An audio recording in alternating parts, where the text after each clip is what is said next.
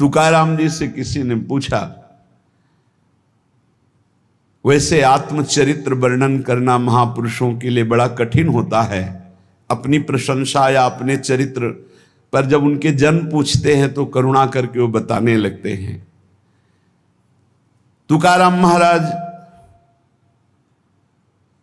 जब हरि कीर्तन में अद्भुत अवस्था को प्राप्त होते तो ये देखकर भक्त जनों के हृदय में कि महाराज आपको ऐसी अवस्था कैसे प्राप्त हुई, आपको कैसे भगवान की ऐसी प्रसन्नता प्राप्त हुई। तो श्रोताओं की ये इच्छा जान करके, महाराष्ट्र में है तो महाराष्ट्री भाषा में अभंग की रचना तत्काल बड़ा ऊंचा कवित्व प्रकाशित हुआ था श्री तुकाराम जी के हृदय में।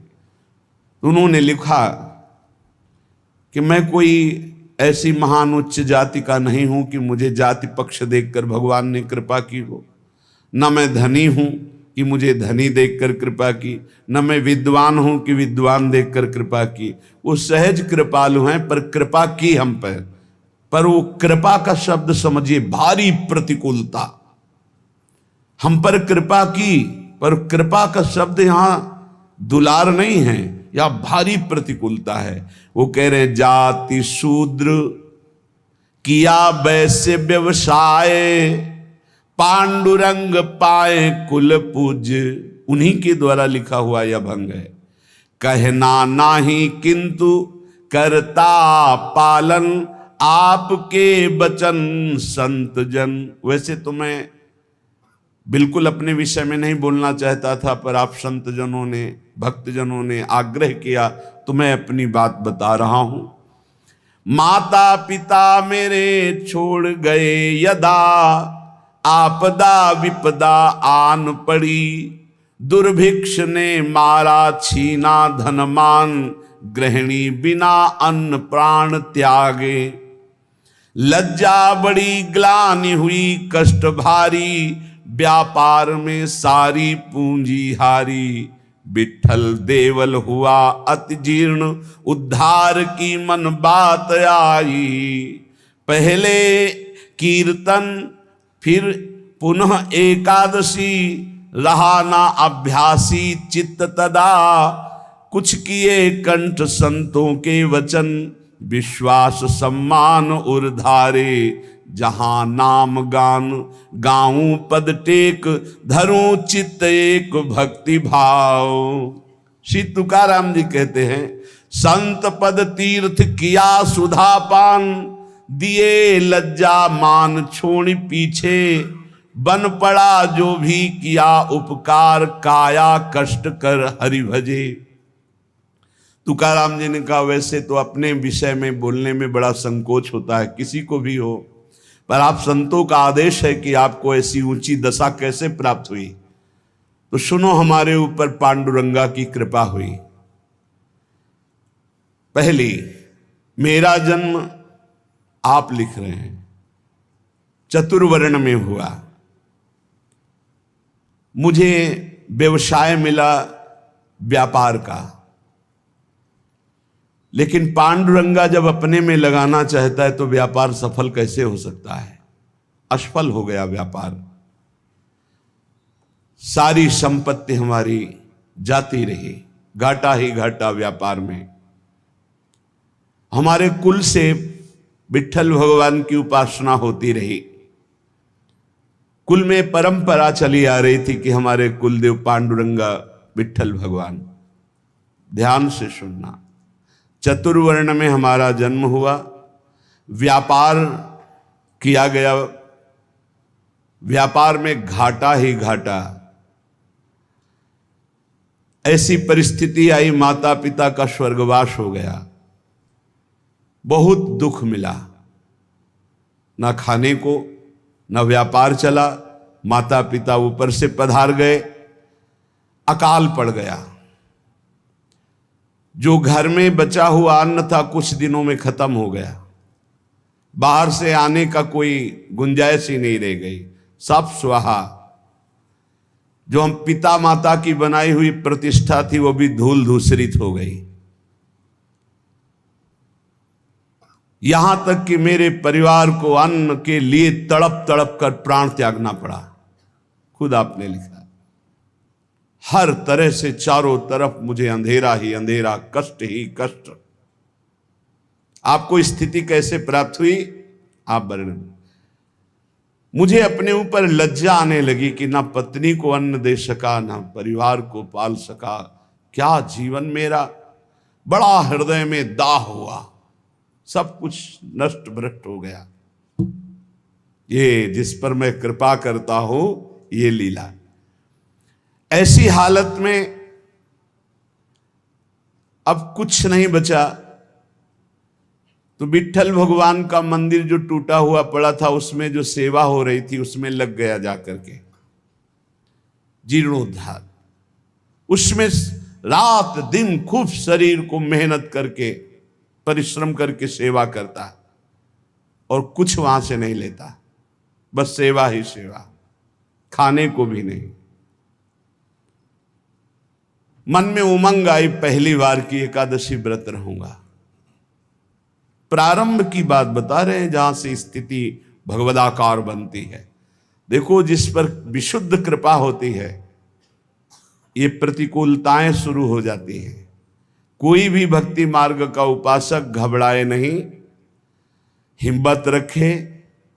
ये प्रतिकूलताएं अनंत जन्मों की बिगड़ी को सुधारने के लिए हैं, क्योंकि एक ही रास्ता बचता है प्रभु का। प्रतिकूलता न मिले तो चढ़ाई नहीं चढ़ सकते अध्यात्म की। मन में आया कि बाद से एकादशी रहा करूंगा। अब एकादशी तो है ही, क्योंकि कुछ घर में है ही नहीं, तो पर एकादशी व्रत रहने का भजन में मन नहीं रमता था, क्योंकि अभ्यास ही नहीं था। देख लीजिए, इतने बड़े महापुरुष जो सदेह विमान में बैठकर भगवत धाम गए। आप लोग चिंता मत करें, आप लोग जो कहते हैं मेरा मन भजन में नहीं लगता, तो कुछ तो लगता है। श्री तुकाराम जी लिख रहे हैं, आरंभ में बिल्कुल मेरा भजन में मन नहीं लगता था, पर संतों के चरित्र पढ़ने में मन लगता। संतों के चरित्र पढ़ता और उनके वचनों को बार बार याद करता कि उन्होंने क्या कहा है। उनके वचनों से मुझे बोध होने लगा। संत वचनों पर विश्वास, संत वचनों का महत्व और उनके वचनों का बार बार मनन बहुत सुंदर साधन है। बिल्कुल उत्तम अवस्था प्राप्त करने के लिए ऐसे ही साधक को कर। संत चरित्र, भक्त चरित्र पढ़ने में बड़ा मन लगता है। उनके वचनों पर बड़ी निष्ठा, बड़ा भाव, उन्हीं के वचनों का बार बार मनन। अब मन लगने लगा कि जहां हरि कीर्तन होता है वहां पीछे जाके खड़े हो जाए। महाराष्ट्र में प्रायः खड़े होकर कीर्तन करने की प्रथा है। आगे महापुरुष गा रहे हैं, पीछे सब मंजीरा लिए हुए, मृदंग लिए हुए खड़े गान करते हैं। तो मैं भी कीर्तनकारों के पीछे खड़ा हो जाता और जैसे वो कीर्तन का भाव प्रकट करते वैसे ही कीर्तन गाने की चेष्टा करता। भक्तों के चरित्र पढ़ना, संतों की बातें मनन करना और कीर्तन में उपस्थित होने से मेरा मन शुद्ध होने लगा। अब तो कीर्तन में मेरा मन बहुत लगने लगा। कीर्तन भजन करने वालों को जहां देखता तो साष्टांग दंडवत हो जाता और गिरकर उनके चरणों में प्रार्थना करता कि थोड़ा चरणामृत उतार लेने दो। तो वो मुझे चरणामृत उतारने का अवसर देते और जब मैं चरणामृत पीता तो मुझे अपार आनंद आने लगा। अब तो मेरी लज्जा चली गई। जहां संत को देखता, भक्त को देखता, कीर्तनकार को देखता, चरणों में लौट जाता और उनसे प्रार्थना करता कि आप हमको चरणामृत दे दें। वो हमारी दैन्यता देखकर चरणामृत दे देते। अब हमारे मन में आया कि शरीर को भारी कष्ट देकर भजन करो। ये निष्ठा, ये निष्ठा। शरीर आराम सुख की व्यवस्था चाहने वाला भजन में रुचि नहीं प्रकट कर पाता। ये ध्यान रखना। चाहे जितना शरीर में कष्ट हो, पर जैसे एक गरीब आदमी धन कमाने के लिए प्रयासरत रहता है, ऐसे भजनानंदी भजन के लिए प्रयासरत रहता है। रात्रि विषयी पुरुषों के लिए सोने के लिए अच्छी लगती है, भजनानंदियों के लिए रात्रि भजन के लिए होती है। थोड़ा विश्राम किया, जग के बैठ गए, बैठने की सामर्थ्य नहीं, फिर करवट ली हुई, लेटी हुई, आंख खोले हुए मंत्राकार वृत्ति, समय हुआ शौच स्नान, अपनी दिनचर्या, नींद कहां? जब तक भगवत साक्षात्कार नहीं तब तक नींद कहां, और जब भगवत साक्षात्कार हो गया तो नींद कहां? क्योंकि तमोगुण का पूर्ण नाश हो जाता है, त्रिगुणातीत अवस्था प्राप्त हो जाती है। ये निश्चय हुआ कीर्तन में जाने से, भगवत भक्तों के चरित्र पढ़ने से, भगवत भक्तों के वचन मनन करने से, भगवत भक्तों का चरणामृत पीने से, भगवत भक्तों के चरणांग में साष्टांग दंडवत करने से, कि शरीर को कष्टप्रद करके खूब भजन किया जाए। ये बड़े भाग्यशाली जो ये शब्द समझ पावे। शरीर को कष्ट रखते हुए भजन करना, चैन नहीं लेने देना, ये बड़े भाग्यशाली होंगे सो ये बात पकड़ पाएंगे। अब शरीर को कष्ट, अब बैठे हैं, जैसे श्री महात्मा बुद्ध जी ने कहा, इहासने सुस्यति में शरीरम, मेरा शरीर इसी आसन पर बैठकर सूख जाए, हड्डी टूट जाए, मांस गलित हो जाए, लेकिन जब तक ब्रह्मबोध नहीं होगा मैं उठूंगा नहीं। ये निष्ठाएं महापुरुषों की पकड़नी होती है। शरीर को बहुत सुखद नहीं, उचित भोजन, उचित नींद, रात दिन भजन। मैंने भगवत भजन में शरीर को घिस डाला, तुकाराम जी के, रात दिन कीर्तन, रात दिन भजन। अब अच्छा लगने लगा तप, कष्टप्रद भजन, कष्टप्रद शरीर और खूब भजन अच्छा लगने लगा। ये मन का एक स्वभाव है, इसे भोगों में लगा दो तो ये भोगों का अभ्यास बढ़ाता चला जाएगा, और भजन में लगा दो तो भजन का अभ्यास बढ़ाता चला जाएगा। जब अन्न त्यागा, फलाहार में आए, तब फलाहार भी त्यागने की इच्छा जागृत हो गई कि सावन भर केवल जल पी कर रहेंगे, गंगा जल पी कर रहेंगे। बड़ा उत्साह, त्याग की तरफ तरो तो मन क्रम बाई क्रम त्याग बढ़ाता चला जाता है, और भोग की तरफ बढ़ो तो मन क्रम बाई क्रम भोग बढ़ाता चला जाता है। ये चतुर उपासक त्याग की तरफ बढ़ता है, अविवेकी भोग की तरफ बढ़ता है। इस प्रकार मेरी परमार्थ की साधना आरंभ हुई। कथा सुनना, कीर्तन में सम्मिलित होना और संतों से प्यार करना। संतों को देखते ही एकदम लौट जाना, ऐसा लगना कि हो भाग्य। ये प्रायः महापुरुषों की वाणियों में पाया गया। गोस्वामी तुलसीदास जी कहते हैं, जैसे मेघ को देखकर मोर कुहुक पड़ता है, नाचने लगता है, ऐसे संत को देखकर जो भक्त आनंदित हो जाता है, ओहो अहो भाग्य, आज संत दर्शन हुए, और मन नाच पड़ता है, उसके हृदय में भगवान प्रेम वर्षा करते हैं। हमारा चित्त बस दो ही जगह लगने लगा, कथा कीर्तन और संत जन। परहित की बात आती तो शरीर की परवाह न करके दूसरों की सेवा करने में बड़ा सुख मिलने लगा। मेरी अवस्था देख करके जो मेरे स्वजन हैं उनको अच्छा नहीं लगा। नहीं लगेगा अच्छा, एक एक बात बैठा लो। कई लोग शिकायत करते हैं, परिवार के लोग हमसे ठीक से बात नहीं करते, हमारा उपहास करते हैं। आपका क्या, बड़े महापुरुषों का किया। परिवार के स्वजनों को ये अच्छा नहीं लगता, हमारा भजन, हमारा संत प्रेम, हमारा परोपकार, उनको देखी ये नहीं गई। भाई बंद, स्त्री, ये सब हमारा जो ये भाव है इसके विरुद्ध करने लगे। ग्रह प्रपंच में आसक्त जन मेरे भाव का विरोध करने लगे, मुझे निषेध करने लगे। संत दर्शन, संत सेवा, कीर्तन, भगवत कथा, ये स्वयं उनके वचन हैं। मैंने अपने हृदय में निश्चय कर लिया था, कठोर हृदय बना लिया था, हर दुख सहूंगा पर अब पांडुरंगा को नहीं छोड़ूंगा, अब विट्ठल को नहीं छोड़ सकता। किसी की कोई भी परवाह ना करके, घर परिवार के लोग इतना प्रपंच किए, मैं किसी की बात नहीं सुनता। पकड़ो बात, बिल्कुल ये शोधी हुई बात इसीलिए सुना रहा हूं कि प्रायः हर भक्त के जीवन में ऐसा ही होता है जो सच्चाई से चलता है। घर प्रपंच की बातें मेरे को बहुत सुनाई गई, बड़ा विरोध किया गया, पर मैंने निश्चय कर लिया, हृदय कठोर बना लिया, इस जन्म में अब भगवान को नहीं छोड़ूंगा। फिर मेरे मन में आया कि जड़ मूल से इस प्रपंच को उखाड़ फेंकूंगा। अब तो जब हमारे परिवार के जन हमारा विरोध करते तो मैं ना देखता ना उनकी बात सुनता और जोर जोर से कीर्तन करता। करो विरोध, कितना करोगे? राम कृष्ण हरि, जय राम कृष्ण हरि, जय विठल जय विठल। अब वो निंदा करें, वो उपहास करें, वो भगवत कीर्तन कर रहे हैं। जड़ से उखाड़ फेंकूंगा इस प्रपंच को। स्वजन अपनी ओर खींचते और विठल अपनी ओर खींचते, यही चलता है साधक के। एक तरफ भगवान का आकर्षण, एक तरफ माया का आकर्षण।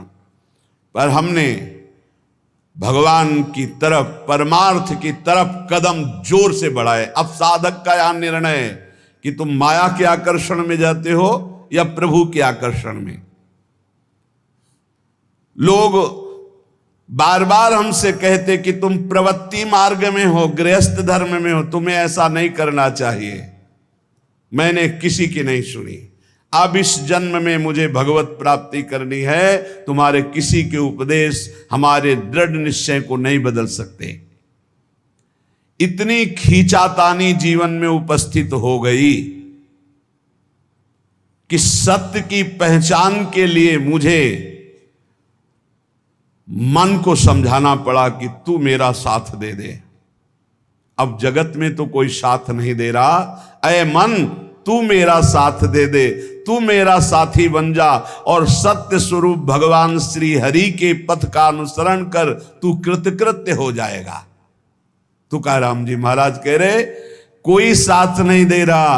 अय मन, तू तो मेरा साथ दे दे, मेरा साक्षी बन जा और भगवान सत्य स्वरूप हैं, उनके मार्ग का अनुसरण कर।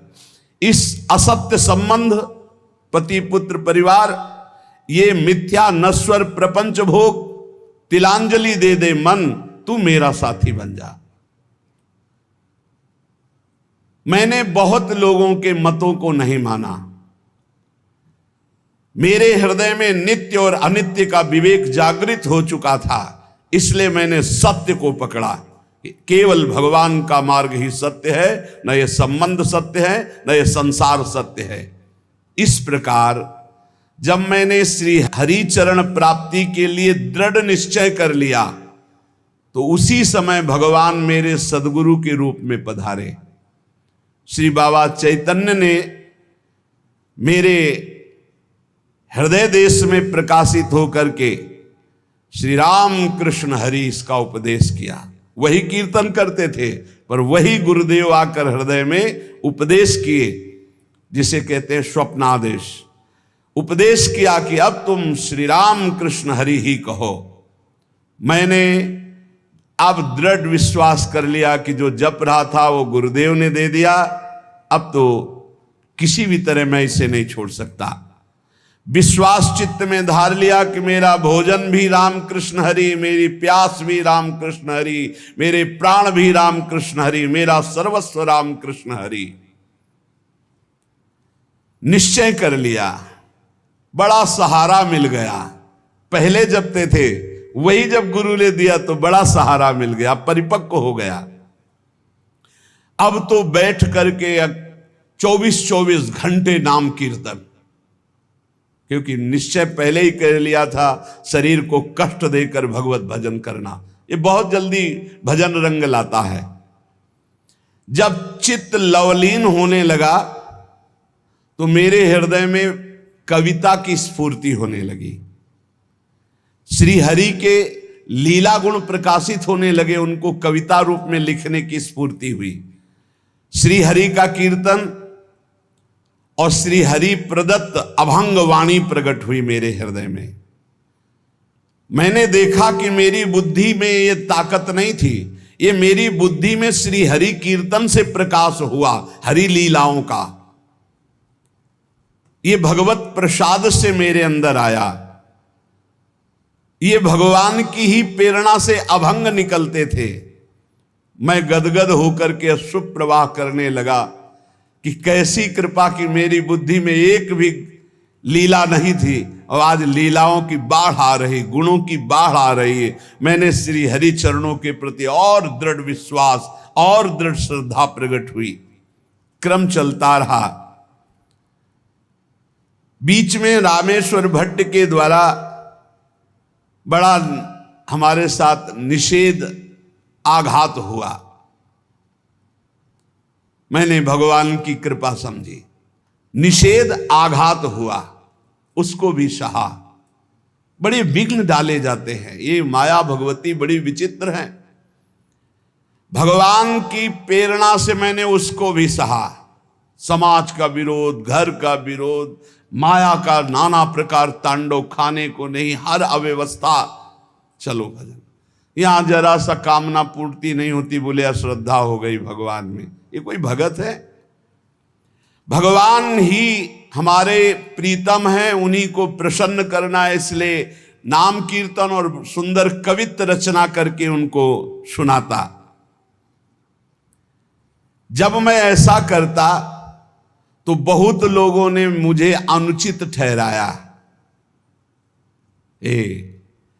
इन बातों को बहुत पकड़ना है, हिम्मत से चलना है। बहुत लोग विरोध करने लगे। जो मेरी लिखी हुई वाणी थी,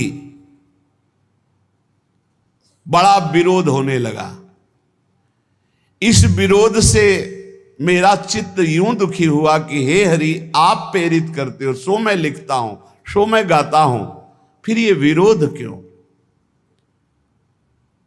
जब मुझे लगा कि मेरे हरि ही नहीं चाहते हैं, तो जितने अभंग रचना की थी सबको लेकर के इंद्रयाणी नदी के दह में जाके डुबो दिया। विरोध कर रहे थे। भगवान के द्वार पर जाकर के, विट्ठल भगवान के द्वार पे, न खाना न पीना, उदास बैठ गया। आप तो ही वाणी प्रकट करते हो, आप ही अभंग लिखाते हो, फिर इतना विरोध करवा दिया, जाके इंद्रायणी में डुबो दिया बाड़ी जी को। अब दर्शन करने वाले तो दर्शन करके चले जाते, ठाकुर जी का शयन हो जाता, फिर ठाकुर जी का मंगला प्रभात दर्शन होता, फिर ऐसे कई दिन व्यतीत हो गए, न खाना न पीना और चुपचाप द्वार पर बैठे रहना। दया आई पांडुरंगा को और साक्षात प्रकट हुए जब कोई नहीं था रात्रि में, वहीं दरवाजे पे पड़े रहते, और कहा कि मेरे भक्त को ये सहना पड़ता है, तुम मेरे प्रिय हो, मैं ये देखना चाहता हूं तुम कितना सह सकते हो। तुमने सहा, तुम्हारी वाणी जल में नहीं डूबी है, वो मेरी गोद में रखी हुई है। तुमने जल में डाला था, मैंने उसे गोद में लिया है। देखो सारे अभंग ज्यों की त्यों ऐसे मेरे पास है।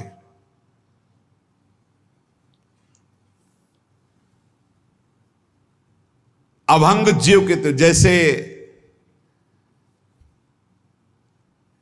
श्री भगवत रसिक जी की वाणी यमुना जी में, तो यमुना जी ज्यों कत्व, एक अक्षर भी गीला नहीं हुआ था, ज्यों कत्व ले। ऐसे भगवान ने कहा जो तुमने इंद्राणी में डुबो दिया ना अपनी वाणी, कि सब विरोध करते, मैंने अपनी गोद में लिया है। ये रहस्य रघुनाथ कर वेग न जाने कोई, सहना पड़ेगा इतने बड़े महापुरुष को भी। कितने कष्टों से ही भरा जीवन। तुकाराम जी, भगवान का सगुण साक्षात्कार करके, भगवान से बात हुई, भगवान ने दर्शन दिया।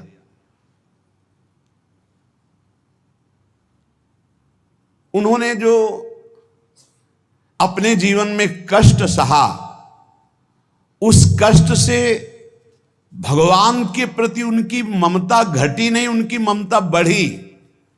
भक्त वही है कि जितना उन कष्ट मिले जितनी विपरीतता आवे उतना भगवान के प्रति प्रियता बढ़नी चाहिए। श्री तुकाराम जी ने भगवान के जितने अभंग लिखे थे सब सुरक्षित भगवान के पास। सगुण साक्षात्कार भगवान का किया। प्रपंच से तुकाराम जी का चित्त तो वैसे उच्चाट हो चुका था, परमार्थ की ओर चले। परमार्थ ही परमार्थ था, पर आगे का मार्ग सूझता नहीं था कि कैसे चले, कहां चले। जब कोई भगवत मार्ग में चलता है तो एक ऐसा यात्रा का समय आता है जहां ना परमार्थ सूझता है और ना प्रपंच अच्छा लगता है। प्रपंच से चित्त उचाट और परमार्थ सूझता नहीं है। इस समय अगर उसे महापुरुषों का संग न मिले तो फिर यात्रा में बाधा पड़ जाती है। ये पकड़ लो, परमार्थ सूझता नहीं आगे और प्रपंच अच्छा नहीं लगता। बड़ी शून्याकार स्थिति होती है, ना आनंद की उमगन होती है ना ऐसा, बड़ी शून्याकार स्थिति हो। इसमें सत्संग की बहुत आवश्यकता होती, जो इस यात्रा को पार करने में साधु संग बहुत लाभप्रद होता है। जब तक प्रपंच बिल्कुल उतर नहीं जाता, परमार्थ सूझने नहीं लगता, अर्थात आनंद की अनुभूति नहीं होती, तब तक साधक को बहुत सावधान रहने की जरूरत है। मनोभूमि में जब तक वैराग्य शुद्ध प्रकट नहीं होता तो उसमें गुरुजनों के द्वारा जो बोया हुआ बीज है परमार्थ का, वो अंकुरित नहीं होता। जब ज्ञान बीज अंकुरित हो जाता है तो जीवन मुक्त होने के लिए प्रबल लालसा जगती है। अब कुछ नहीं, अब तो मैं ब्रह्मबोध प्राप्त करूंगा, तत्वबोध प्राप्त करूंगा, जीवन मुक्त हो जाऊंगा। और जब ये लगन लग जाती तो फिर कोई प्रपंच, कोई नियम, कोई उपदेश किसी का ऐसा नहीं असर करता है कि वो प्रपंच की तरफ ले जाए। अरे आप प्रवृत्ति मार्ग के गृहस्थ के हैं, आपको ऐसा करना चाहिए, आपको ऐसा नहीं करना चाहिए, ये तब तक जब तक ज्ञान का अंकुरण नहीं हुआ। जो जीवन मुक्त महापुरुष हैं, मानवीय दृष्टि से उनको पहचाना ही नहीं जा सकता है। हां, जो मुमुक्ष जन है, वो जो भगवत प्राप्ति करना चाहते हैं, वो इस बात को पकड़ पाएंगे। नहीं तो जो विषयी भोगी हैं उनको कैसे अच्छा लगेगा कि हमें कष्ट हो और हम भगवान की तरफ चलें। भगवत प्रसाद पाने का अधिकारी वही है जो दुख सहने के लिए कमर कस लिया है। अब कूद पड़ा मैं भगवान के मार्ग में, अब जितना दुख पड़ेगा मैं सहूंगा। बचपन से पूरे जीवन तक महापुरुषों को कष्ट ही कष्ट का पाला पड़ा है। ये बाहरी क्या जाने, बाहरी तो बाहरी चीज देखते हैं ना, वो आंतरिक चीज नहीं देख पाते। कष्ट ही कष्ट, जितनी ऊंचाई अध्यात्म की होती है वो कष्ट से होती है। ये जितने सुखद ऊंचाई नहीं है, आंतरिक ऊंचाई नहीं है, ऊंचाई है अध्यात्म की ऊंचाई, अंदर के द्वंद्वों पर विजय प्राप्त कर लेना, ब्रह्म तत्व का बोध हो जाना, भगवत साक्षात्कार हो जाना। ये ऊंचाई कौन देख पाएगा?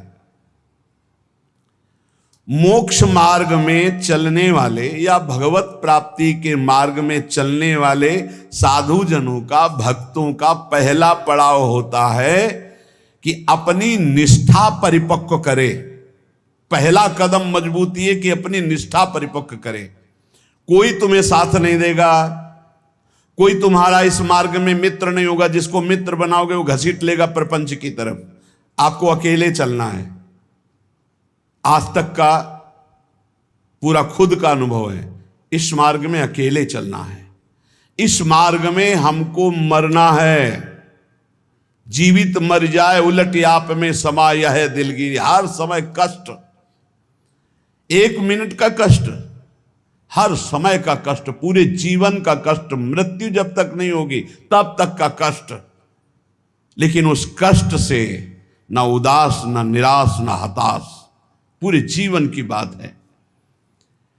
जब साधक पहले पड़ाव में दृढ़ हो जाता है। पहला पड़ाव यही है, सुख की तरफ आकर्षित नहीं होना, दुख से हमें मुख नहीं मोड़ना। तब उसे साधकों को सत्संग मिलता है, शुद्ध संत संग। उस संत संग से शुभेच्छा जागृत होती है, मुझे भगवत प्राप्ति करनी है। पहला पड़ाव तुम्हें सुख घसीटेगा, कदम नहीं बढ़ा देना सांसारिक सुख की तरफ। दुख तुम्हें भयावह लगेगा, कदम उसी की तरफ बढ़ाना। यह है भगवत प्राप्ति के मार्ग का पहले साधक का कदम।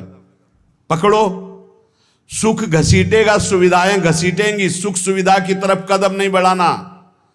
दुख घसीटेगा, भयावह दिखाई देगा, चलो दुख की तरफ चलो। और जिसने दुख की तरफ कदम बढ़ा दिया भगवत मार्ग में, वो महासुख को प्राप्त हुआ। दूसरा उसको क्या संग? संत संग मिलता है, विशुद्ध संत संग। उससे शुभेच्छा जागृत होती, अशुभ कर्मों का त्याग और भगवत प्राप्ति की प्रबल इच्छा। ऐसे पुरुष को प्रापंचिक रिश्ते नातेदारों से बैठकर बात करना, ये सब कुछ अच्छा नहीं लगता। पहला पड़ाव, भोगों की सुविधा मिलेगी उसकी तरफ से ना बोलना है। दुख है परमार्थ में, ये दिखाई दे रहा है आपको, लेकिन दुख नहीं, महासुख है। जैसे संसार में सुख है, ये दिखाई दे रहा है, लेकिन ये भगवान कह रहे हैं दुखालय है, इधर सुख नहीं है।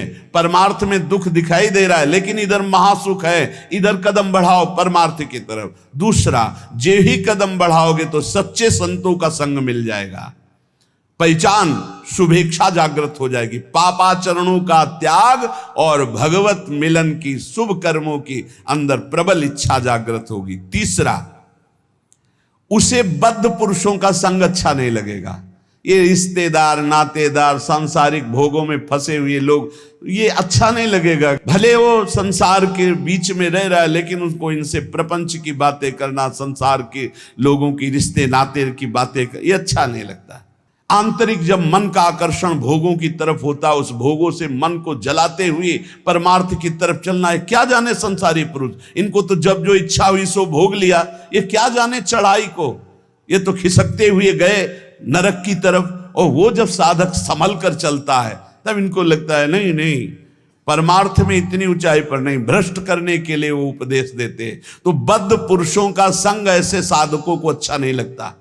उसको अच्छा लगता है भगवत प्रेमी महात्माओं का संग, भगवत मार्ग की चर्चा करने वाले, कैसे हम माया पर विजय प्राप्त करें, कैसे भगवान से अनुराग प्राप्त करें। सजाती संतों का संग अच्छा लगने लगता है, और उसमें संतों के प्रति जो भाव आया, उससे सद्गुणों की वृत्ति बढ़ने लगती है। सद्गुण जो भगवान को प्रसन्न करे, सद्गुण जो भगवान की प्रीति प्रदान करें। प्रपंच से पूरा मन हट जाता है उस साधक का। चौथी स्थिति आई, प्रपंच से पूरा मन हट जाता, बिल्कुल अच्छा नहीं लगता। जैसे स्वप्न झूठा, ऐसे संसार झूठा दिखाई देने लगता है। उमा कहूं मैं अनुभव अपना, सत हरि भजन जगत सब सपना। तब उसका हृदय, बहुत ध्यान देने योग्य, भगवान अपनी तरफ घसीटने लगते हैं। इतनी स्थिति के बाद ये संयोग वही बनाते हैं। श्री तुकाराम जी कहते हैं, फिर चित्त ऐसा घसीटते हैं, देव वसे ज्याचे चित्तिम त्याची घड़ावी संगति। ऐसा चित्त घसीटा कि अब तड़पड़ाहट प्रकट हो गई, व्याकुलता प्रकट हो गई भगवत मिलन की चाह की। फिर भगवान सिद्ध सदगुरुदेव की समर्पण वृत्ति करवाते हैं। इसके बाद, इतने के बाद सिद्ध सदगुरुदेव की समर्पण वृत्ति कराते हैं। और जहां सिद्ध सदगुरुदेव की समर्पण वृत्ति हुई, उसके आचार विचार चिंतन सब उसी कोटि होने लगे। महापुरुषों का प्रभाव होता है कि बहुत कम समय में, जो हजारों वर्ष की साधना से नहीं होता, कम समय में परिवर्तन प्रारंभ होना शुरू हो जाता है। उसमें वो सब सामर्थ्य आने लगती, वो सद्गुण आने लगते हैं, जिससे वो प्रभु को रिझा सके। श्री तुकाराम जी कहते, फिर ऐसे जब महापुरुष का संग लाभ हुआ तो अवलंब दृढ़ हो गया, शरणागति पुष्ट हो गई, आत्मसमर्पण पुष्ट हो गया, उसके अंदर ये बातें आने लगी। उपास्य जो संप्रदाय अनुसार इष्ट देव प्राप्त हुए, उन इष्ट देव में सर्वभाव, श्री राधा वल्लभ मेरो प्यारो, जैसे यहां कह रहे पंढरपुर निवासी पांडुरंगा में पूर्ण आसक्ति, ऐसे वृंदावन निवासी श्री राधा वल्लभ लाल में पूर्ण आसक्ति। बस राधा वल्लभ लाल को हृदय ध्यान मुख नाम, मेरो प्यारो राधा वल्लभ मेरो प्यारो, सर्वोपरि सबहिन को ठाकुर, सब सुखदान हमारो प्यारो, मेरो प्यारो राधा वल्लभ मेरो प्यारो। अपने उपास्य देव में जब सदगुरुदेव की प्राप्ति हुई तो ऐसे चित्त आसक्त हो गया, हटाए नहीं हट सकता, प्राण प्यारे एकदम वो हृदय का विषय। दूसरा, अपने आचार्य की वाणी में अपने इष्ट का जो जस गाया गया है, जैसे श्री तुकाराम जी कह रहे हैं श्रीमद् भागवत और श्रीमद् भगवत गीता, क्योंकि विठ्ठल भगवान श्री कृष्ण, तो श्रीमद् भागवत और श्रीमद् भगवत गीता प्राणों से भी अधिक प्यारी। ऐसे श्रीमद् चतुरासी जी, श्रीमद् राधा सुधा निधि, ये प्राण से भी अधिक प्यारी।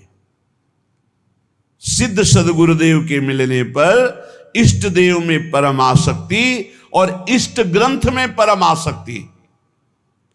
चतुरासी जी तो ऐसे हो जानी चाहिए जैसे कक्षा 1, 2, 3, 4 में ककाहरा मात्रा पहाड़ा याद हो जाता है ना, ऐसे याद हो जानी चाहिए चतुरासी जी। इष्ट ग्रंथ कंठ में विराजमान हो जाना चाहिए। तीसरा, ये अभेद भक्ति है। जैसे लोगों को, ज्ञानी जनों को ये बात बनी रहती है कि भक्ति करने वाले भेदभाव से युक्त रहते हैं। श्री तुकाराम जी कह रहे हैं ये अभेद भक्ति है, ये द्वैत से आगे अद्वैत और अद्वैत पद में स्थित मोक्ष सुख के भी त्यागी ये भक्तजन होते हैं। बड़ी ऊंची स्थिति होती है प्रेम की। अद्वैत सिद्धांत के आगे कौशल पूर्वक ये अभेद सिद्ध स्थिति प्राप्त होती है, इसी को प्रेम कहते हैं। इस प्रेम में द्वैत रहता ही नहीं है। वो जो नहीं समझ पाते वो समझते हैं भक्ति का मतलब है द्वैत, द्वैत नहीं, अभेद भक्ति, अद्वैत भक्ति, मोक्ष के परे की भक्ति और अभेद को सिद्ध करके प्रेम में स्थित हो जाना। अभेद के भेद किया निज अंग, पावे सारा जग प्रेम सुख। यह अभंग श्री तुकाराम जी का। भक्ति की ऐसी पराकाष्ठा जिसमें एको ब्रह्म द्वितीयो नास्ति का अनुभव करके आगे बढ़ जाना, ये ज्ञान से भी श्रेष्ठ है हरि विठ्ठल की प्रेम लक्षणा भक्ति। वही भक्ति वही ज्ञान, एक विठ्ठल ही जान। द्वैत भाव से नहीं, ये द्वैताद्वैत, द्वैत से अद्वैत और अद्वैत से फिर प्रेम की स्थिति। चौथा, मुख्य साधना गुरुदेव के द्वारा जो बताई हुई पद्धति है, उसमें विशेष रूप से दो बातों की विशेषता, एक तो नाम कीर्तन की विशेषता और एक गुण कीर्तन की विशेषता। भगवान की लीला कथाओं का श्रवण कथन और नाम कीर्तन, ये दो प्रेम लक्षणा भक्ति के लिए विशेष साधन है। और गुरु कृपा से दोनों खूब जोर से चलते हैं। अखंड नाम कीर्तन चलता है और वाणी लीलाओं का गायन चलता रहता है। पांचवा, वही जपना जो गुरुदेव ने दिया है, अपने मन की नहीं। मन कभी कभी ये साधक के हृदय में विडंबना पैदा कर देता है कि गुरु जी ने कहा है सो तो ठीक है, लेकिन हमारा मन तो पहले से लगा है हम यही जपेंगे। ऐसा नहीं, यहां आदेश कर रहे तुकाराम जी 5वें सूत्र में कि मुख्य मंत्र है जो गुरुदेव ने दिया है। श्री हरि के अनंत नाम हैं, सभी सामर्थ्यशाली हैं, पर जो हमें गुरुदेव ने नाम दिया है, मंत्र दिया है, उसी में हमें आसक्ति करनी है और भगवान के शास्त्र नामों का कीर्तन करना चाहिए। कल भी चर्चा में आया था कि गोपाल शास्त्र नाम, विष्णु शास्त्र नाम। छठवां, अपने मार्ग के कुछ महापुरुषों का चरित्र और नाम, भक्त चरित्र और नाम, अपने महापुरुषों का, जिस मार्ग में आप चल रहे हैं उनके चरित्रों को पढ़ने से बल मिलता है और उनके कैसी निष्ठा प्रिया प्रीतम के प्रति समर्पित रहे, कितना त्याग भावना रही। आश्चर्य होता है कि क्या ऐसा भी हो सकता है, इतनी स्थिति कैसे आ सकती। जब महापुरुषों के रसिक अनन्यों के चरित्र पढ़ते तब हमें पता चलता है। तो पांचवा, भक्त चरित्र, भक्त सुमिरन होना चाहिए प्रत्येक उपासक के जीवन में, बहुत लाभ मिलता है। छठवां, आदि गुरु में निष्ठा होना। हमारी आदि गुरु प्रियाजू हैं, हमारी इष्ट भी प्रियाजू हैं, हमारी संप्रदाय की कर्ता भी प्रियाजू हैं, हमारे मंत्र भी प्रियाजू हैं, हमारी नाम भी प्रियाजू हैं। राधई वेष्टम संप्रदायिक कर्ता आचार्यो राधा मंत्रदः सदगुरुश्च राधा मंत्रो राधा, सब कुछ हमारी राधा है। कितना हमें सौभाग्य मिला कि हमारी सब कुछ श्री राधा है। मंत्र भी राधा, नाम भी राधा, मंत्रदाता गुरु भी राधा, आचार्य भी राधा, संप्रदाय स्थापना करने वाली भी राधा, और जो इष्ट देव हैं वो भी राधा, और हमारा निवास स्थान भी राधा चरणारविंद, श्री राधा जुग चरण निवास, जस वर्णो हरिवंश विलास। आदि गुरु में निष्ठा होना, आदि गुरु ऐसे आचार्य को कहते हैं। तो आचार्य भी हित सजनी श्री किशोरी जी के स्वरूप ही है। और आठवां, मुख्य जो हमारे उपासना मार्ग में बड़े जन हुए हैं उनका स्मरण करना, जैसे श्री तुकाराम जी, ज्ञानदेव, सोपानदेव, मुक्ताबाई, एकनाथ, नामदेव, तुकाराम जी जो कह रहे हैं कि ऐसे महापुरुष हैं, हम उनकी बार बार स्मृति करें तो हमको अपने आचार्य, अपने गुरुदेव, अपने इष्ट देव के प्रति बड़ी प्रियता प्राप्त होती है। ये भक्तों का सुमिरन करना बहुत बड़ा, इसमें भक्ति में पुलाई नहीं रह जाती। भक्तन की नामावली जो करिए चितलाए, ताके भक्ति बढ़े घनी अरु हर होए सहाय। घनीभूत भक्ति भक्तों की कृपा से प्राप्त होती है, इसलिए अपने मुख्य महंतों का सुमिरन करना चाहिए। भगवत कृपा से ये भी होता है, श्रृंगार आरती के बाद प्रारंभ होता है, हम सो इन साधन सो पंगत, जिनको नाम लेत दुख छूटत, सुख लूटत तिन संग, हम सो इन साधन सो। हमारे जितने ये मुख्य महापुरुष हुए हैं, जब हम इनका सुमिरन करते हैं तो इनके भजन का छठवां हिस्सा हमारे हृदय में जागृत हो जाता है। ये हमने महापुरुषों से सुना है। हम जिन महापुरुष का चरित्र पढ़ते हैं, जिस महापुरुष का स्मरण करते हैं, उसके भजन का छठवां हिस्सा, तभी तो माया पर विजय प्राप्त करके भगवत प्राप्ति करते हैं। नवा, प्रधानता कीर्तन अपने आचार्य प्रदत्त कीर्तन की ही रखनी चाहिए, कोई मनमानी नहीं। जैसे तुकाराम जी, जय जय राम कृष्ण हरि, जय जय राम कृष्ण हरि, जय विठल जय विठोवा, जय जय राम कृष्ण हरि।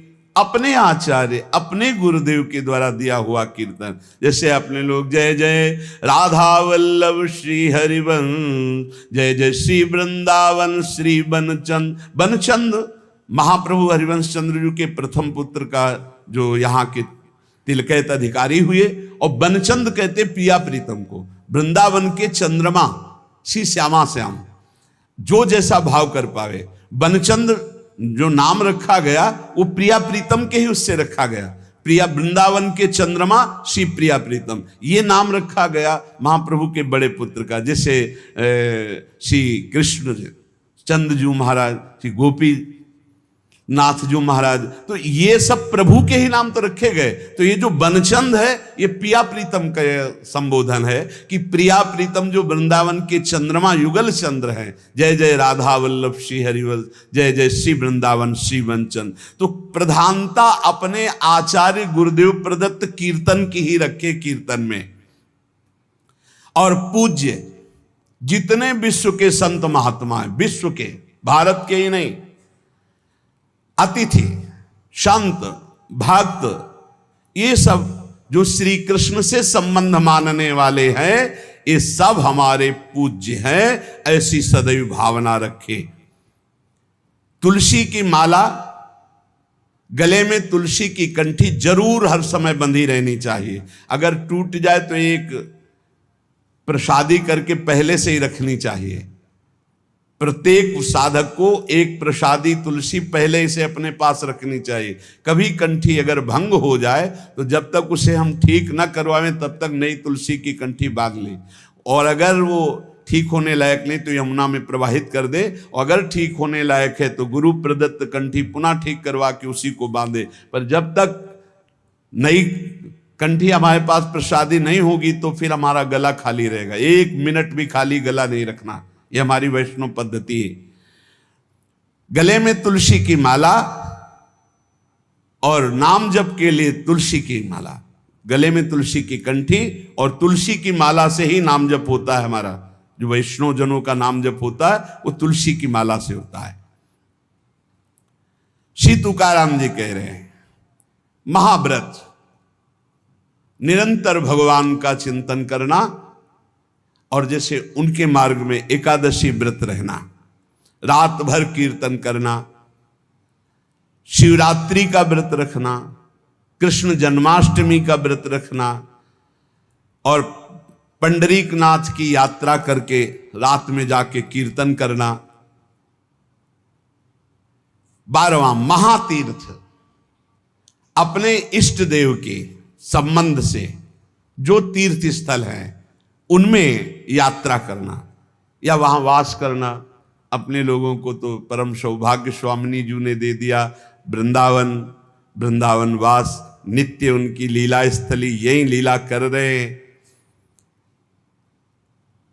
महातीर्थ श्री तुकाराम जी अपने क्षेत्र में कह रहे हैं, जैसे पंढरपुर, त्र्यंबकेश्वर, आलिंदी, पैठण, सासवड़, चंद्रभागा और महान संतों के स्थान गंगा, गोदा, यमुना, तीर्थ, काशी, द्वारिका, जगन्नाथ, इन सब की यात्रा करना वैष्णव जनों का।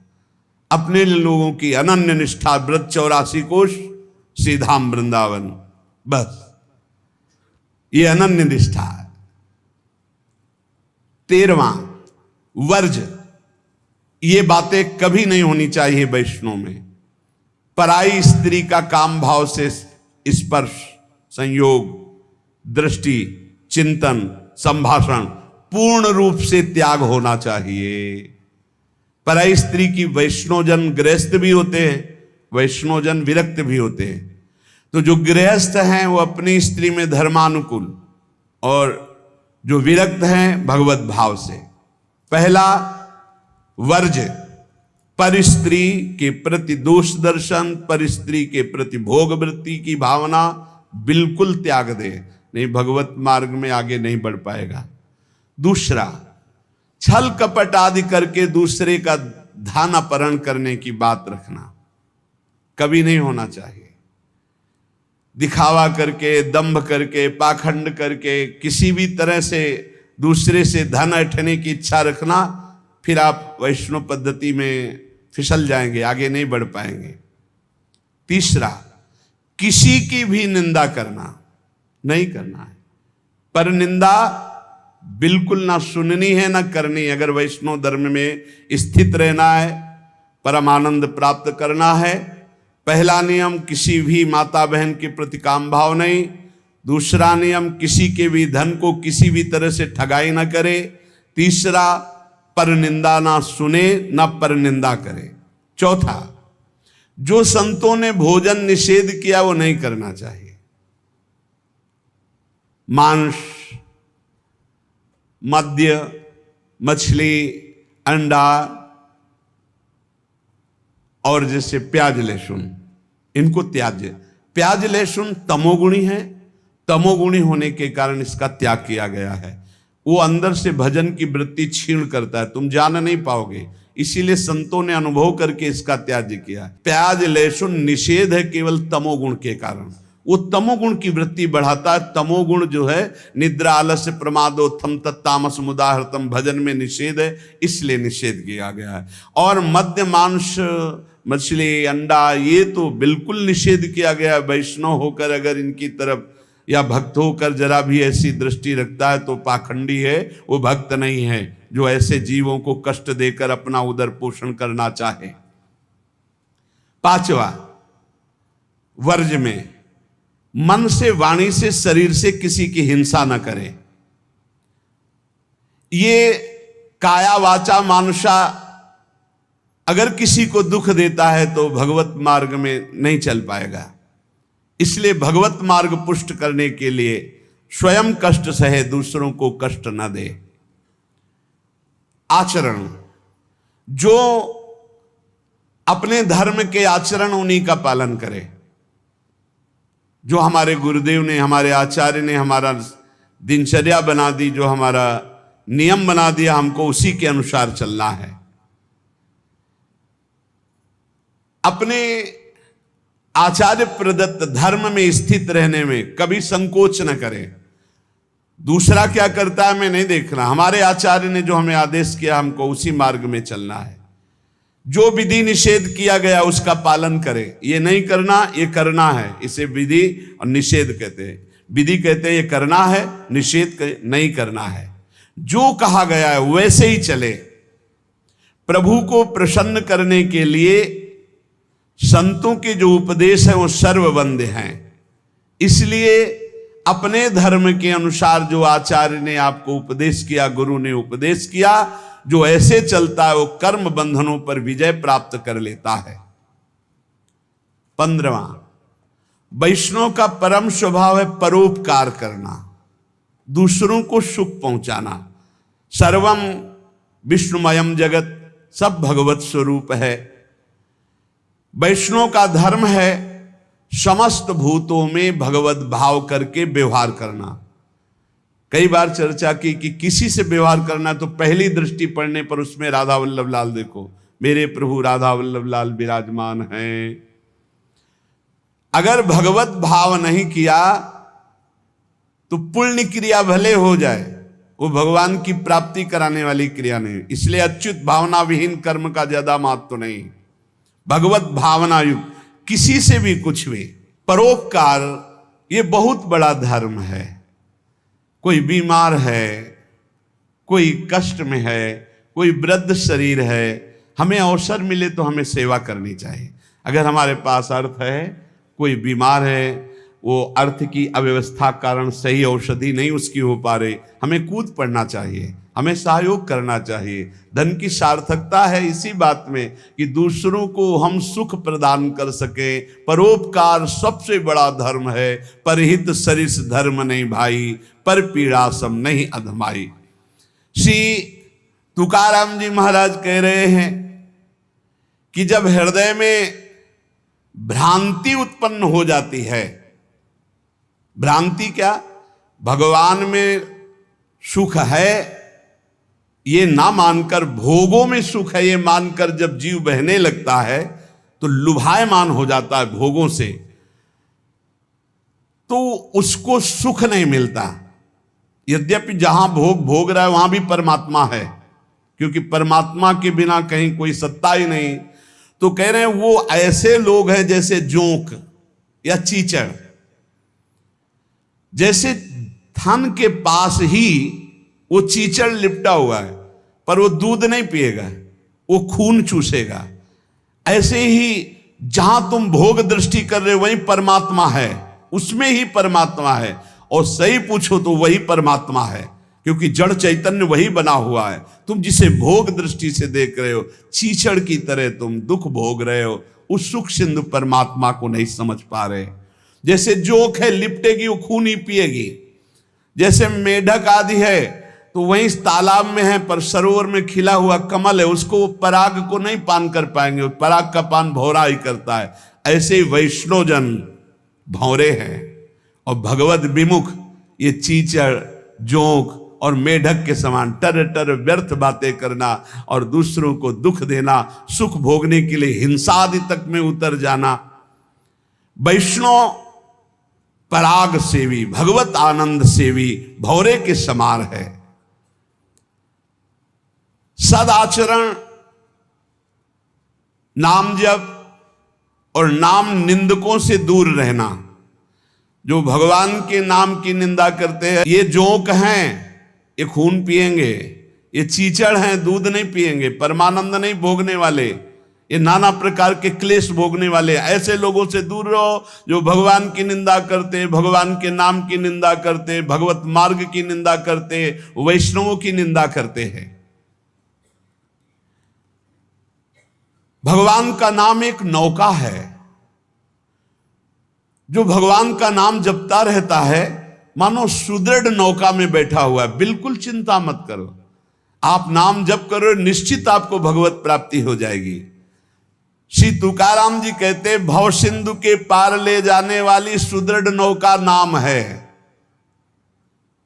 बस बैठ गए नाम में तो अब किसी की मत सुनो, ये आपको पार कर देगी। और तो और की बात रे, गोस्वामी जी कह रहे, नाम लेत भव सिंधु सुखाही, करहु विचार सुजन मन माही। नाम लेते भव सिंधु सूख जाएगा, है ही नहीं जहां पार होना हो। खूब नाम जप, ये देखो बड़े बड़े महापुरुषों की बातें हम इसलिए खोज खोज कर आपको सुनाते हैं, आपका दृढ़ विश्वास हो जाए। नाम एक सुदृढ़ नौका है। जो खूब नाम जप करता है, उस सुदृढ़ नौका में बैठा हुआ भव समुद्र पार हो रहा है। बिल्कुल किसी की बात मत सुनो। बड़े बड़े सिद्ध महापुरुषों के जीवन चरित्रों को पढ़ के देख लो, केवल भगवान नाम से ही सिद्ध हुए हैं। जितने भी उच्च कोटि के महापुरुष हुए, तुकाराम जी सदैव भगवान के धाम को गए। जितने भी महापुरुष हुए, आप उनके चरित्रों को पढ़ के देखो, आपको नाम मिलेगा। नाम जीवन में, नाम जितना उतने ही वो महापुरुष हुए। बीज पेड़ से ही प्रकट होता है, पर पेड़ बीज से ही प्रकट होता है। बताओ भाई, बीज फूटता है तब पेड़ प्रकट होता है, और पेड़ से ही बीज प्रकट होता है। तो पहले क्या हुआ? बड़ा विचित्र है। ऐसे ही नाम से नामी प्रकट होता है, और नामी से ही नाम प्रकट होता है। निर्णय करना कौन बड़ा है, को बड़ छोट कहत अपराधु। तुकाराम जी कहते हैं, पेड़ के पेट में बीज है, तभी तो फल रूप में आकर फिर बीज बनता है, और बीज के पेट में पेड़ समाया हुआ है। ऐसे ही भगवान में नाम विराजमान है, तभी परिचय होता है, और नाम में भगवान विराजमान है, तभी दर्शन होता है। नाम को पकड़ लो। निर्णय करना बड़ा मुश्किल है कि पहले पेड़ कि पहले बीज, क्योंकि बीज के बिना पेड़ नहीं और पेड़ के बिना बीज नहीं। कैसे पर निर्णय कर पाओगे? बोले पेड़ बड़ा, तो बोले बीज के बिना पेड़ कहां से आ गया? तो बोले बीज बड़ा, तो बोले पेड़ के बिना बीज कहां से आ गया? बीज के बिना पेड़ नहीं, पेड़ के बिना बीज नहीं। तो पहले कौन हुआ? पेड़ हुआ कि बीज हुआ? निर्णय करना मुश्किल है। इसलिए सर्वलोक महेश्वर भगवान का नाम बीज है और भगवान पेड़ है। ऊर्ध्वमूल मधा शाखा मस्वत्तम प्राहुरभ्यम, गीता जी में कह रहे, उसी पेड़ का बीज है नाम, और उसी नाम के पेट में पूरे के पूरे भगवान के ज्ञान, वैराग्य, भक्ति, रूप, लीला सब समाया हुआ है। बीज है भगवान का नाम। श्री तुकाराम जी कह रहे हैं, पंडित हो या बालक हो, मूर्ख हो या विद्वान हो, जो नाम को पकड़ लेता है वो सब ज्ञान प्राप्त कर लेता है। सब ज्ञान, बात पकड़ लीजिए। पहले मास्टर जैसे बालक को हाथ पकड़ करके लिखवाता है काखा गाघा, फिर एक दिन वो पूरा का पूरा शब्द पढ़ लेता है। ऐसे प्रारंभ में गुरुदेव साधन बताते हैं, बहुत ही कड़वा लगता है, लेकिन जब वो तो सब ज्ञान उसके अंदर जागृत हो जाता है, सब वैराग्य भक्ति सब अंदर जागृत हो जाता है। क्या जुगनू कभी सूर्य की तेज की समानता कर सकती है? अन्य जितने साधन है सब जुगनू वो भी चमकते हैं, और सूर्य है नाम, नाम की समानता कोई अन्य साधन नहीं कर सकता। इसलिए सूर्य स्वरूप भगवान के नाम का निरंतर गाय, अन्य साधनों की तरफ दृष्टि मत दो। अखिल जगत महासुख से पूर्ण नजर आएगा जिस समय निरंतर नाम चलेगा। लीला मात्र भगवान का ये माया क्षेत्र है, एक लीला मात्र। ऐसे तर जाओगे तुम्हें समझ भी नहीं पड़ेगा, सुख पूर्वक संसार से तर जाओगे। इस माया जाल से समाप्त होने के लिए तुकाराम जी कह रहे हैं, केवल मुख से तुम नाम उच्चारण करो, भवबंधन अपने आप छिन्न भिन्न हो जाएगा। केवल नाम उच्चारण करो। ये बड़े बड़े महापुरुषों के वचन हैं। भव सिंधु से पार हो जाओगे बिना प्रयास के, सुख पूर्वक यदि नाम जप करोगे। नाम जप की रुचि और बढ़े, इसीलिए ठाकुर सेवा का सौभाग्य मिला है। जैसे जैसे हृदय पवित्र होगा अपने आप नाम जप स्फुरित होने लगता है।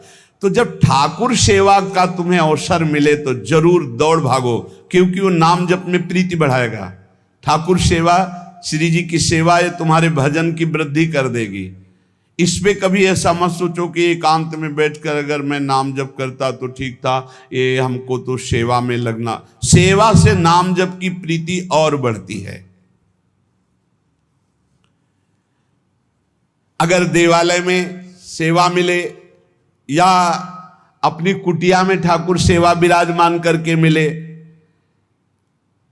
देखो भाट की तरह उनकी स्तुति करो और तुच्छ नीच भाव रखकर अपने को उनकी सेवा में लगा दो, तो तुम्हारे हृदय में नाम सतत चलने लगेगा।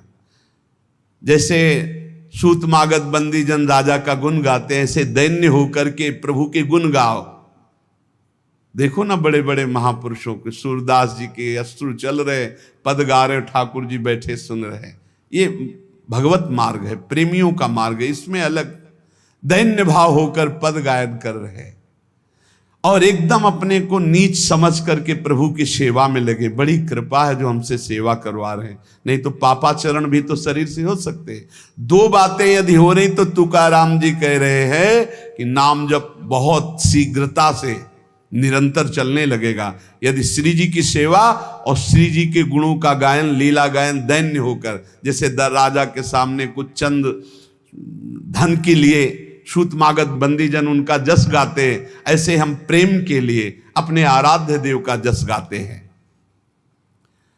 श्री तुकाराम जी कह रहे हैं कि बड़े बड़े देवता भी इच्छा करते कि मृत्यु लोक में मानव देह में हमारा जन्म हो जाए, तो हम ऐसा भजन करेंगे कि भगवान को प्राप्त कर लेंगे, स्वर्ग से भी ऊंची स्थिति प्राप्त कर लेंगे।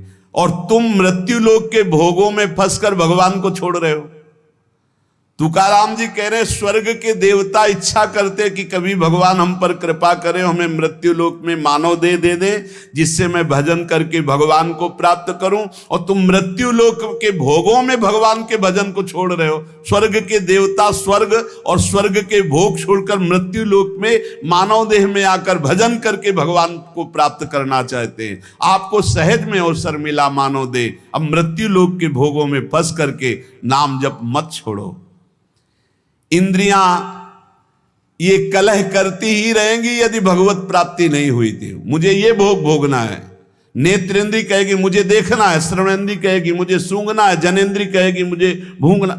ये सब इंद्रियां, घ्राणेंद्री सूंघने की तरफ, श्रवणेंद्री सुनने की तरफ, भोग इंद्रियां भोगने की, कितनी कलह है। ये कलह तब तक बनी रहेगी जब तक भगवत प्राप्ति नहीं होगी। कल एक प्रश्न कर रहे थे कि मैं बैंक में ऑफिसर हूं, मेरी कामना थी कि मैं एक बड़ा पदाधिकारी बनूं, तो बन गया, लेकिन मुझे शांति क्यों नहीं मिली?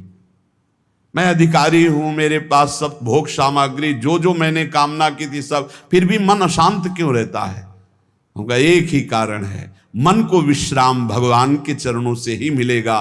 तब लग कुशल न जीव को सपने हो मन विश्राम, जब लग भजत न राम को शोक धाम तज काम। कह रहे हैं यहाँ तुकाराम जी, इंद्रियां परस्पर कलह करती रहेंगी जब तक भगवत साक्षात्कार नहीं होगा। जब इंद्रियों में अशांति, मन में अशांति, तो तुम्हें शांति का कैसे अनुभव हो जाएगा? देखो, बहुत ज्ञान की बात, तुम शरीर के रोम गिन सकते हो, लेकिन भगवान की विभूतियों को नहीं गिन सकते। और जब तुम नाम जप करोगे तो सारी विभूतियां आप पर कृपा करेंगी, सारी विभूतियां आप पर कृपा करेंगी। मेरी जिससे प्राप्ति होती है वो शुद्ध पुण्यात्मा होता है। शुद्ध पुण्यात्मा वही है जिसके मुख में मेरा नाम होता है।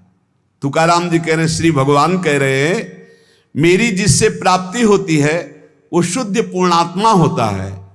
शुद्ध पुण्यात्मा कौन होता है? जिसके मुख में मेरा नाम होता है, जो मेरा अनन्य गति का होता है, उसी को प्रेम प्राप्त होता है। और जो मेरे नाम का अनन्य हो जाता है उसे मेरी अनन्य गति प्राप्त होती है।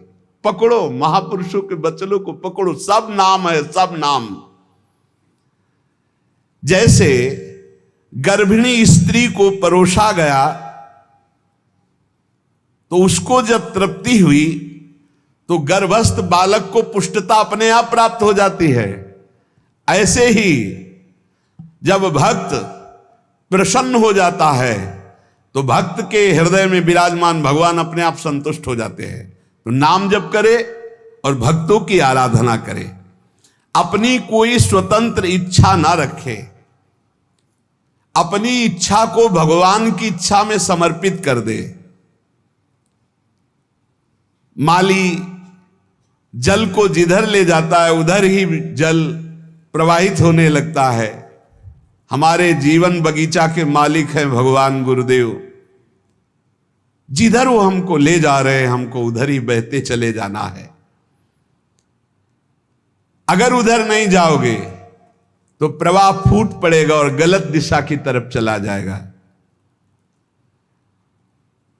तुकाराम जी कह रहे हैं, मधुर और विशद आनंद देने वाला भगवान का नाम है। देखो, जल में भेद नहीं होता, जल सब में गिरता है, लेकिन अपने भावानुसार उसका स्वरूप अलग हो जाता है। जल तो ईख में भी गिरता है तो वही जल मधुर गन्ने का रस बन जाता है, और जल धतूर में भी गिरता है जिससे उसका फल पुष्ट होता है, वो जहर बन जाता है। जल केले में गिरता है जिससे कपूर बन जाता है। जल सीपी में गिरता है तो मोती बन जाता है। जल तो समान भाव से बरसता है, लेकिन अधिकारानुसार उसका फल अलग अलग हो जाता है। तो जो उपासक भगवान में डूबा हुआ है वो महामधुर रस, विशद आनंद, विभिन्न विभूतियों का कृपा पात्र बन जाता है।